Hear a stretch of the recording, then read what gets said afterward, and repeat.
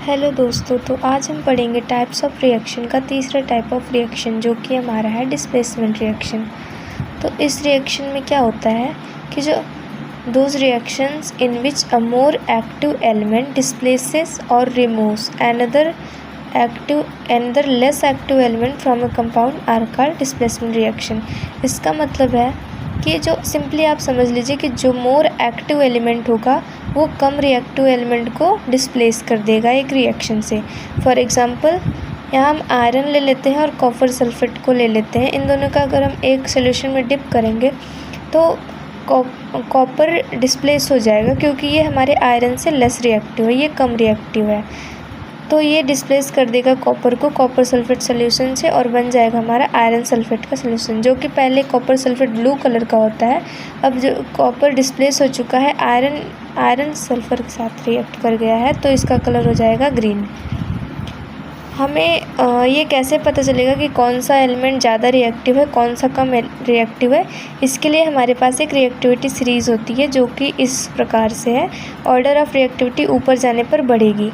जो सबसे नीचे एलिमेंट है उनकी रिएक्टिविटी बहुत कम है, तो इनकी रिएक्टिविटी वाटर के साथ भी हम देख लेते हैं। शुरू करते हैं हम इधर से गोल्ड से। जो हमारा टिन से लेके गोल्ड तक है ये वाटर से बिल्कुल भी रिएक्ट नहीं करते हैं किसी भी फॉर्म में, जबकि एल्युमिनियम, जिंक और आयरन ये स्टीम से रिएक्ट करते हैं। और मैग्नीशियम इकलौता ऐसा एलिमेंट है जो इस रिएक्टिव सीरीज़ में इकलौता ऐसा एलिमेंट है जो कि हॉट वाटर से रिएक्ट करता है।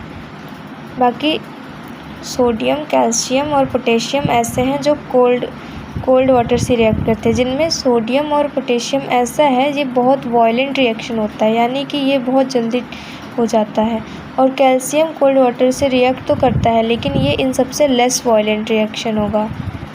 एक एग्जांपल हम और देखेंगे डिस्प्लेसमेंट रिएक्शन का, जिसमें हम मैग्नीशियम को सिल्वर नाइट्रेट के साथ रिएक्शन कराएंगे, जो कि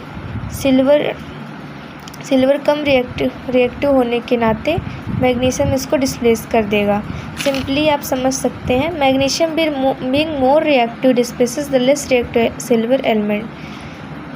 तो होप आप लोग को ये समझ में आ गया होगा। एक बारी फिर से हम पढ़ेंगे कि डिस्प्लेसमेंट रिएक्शन में क्या होता है। जो मोर एक्टिव एलिमेंट होता है लेस एक्टिव एलिमेंट को डिस्प्लेस करता है, यानी कि एक मजबूत एलिमेंट एक कमज़ोर एलिमेंट को एक रिएक्शन से डिस्प्लेस कर देता है। थैंक यू दोस्तों।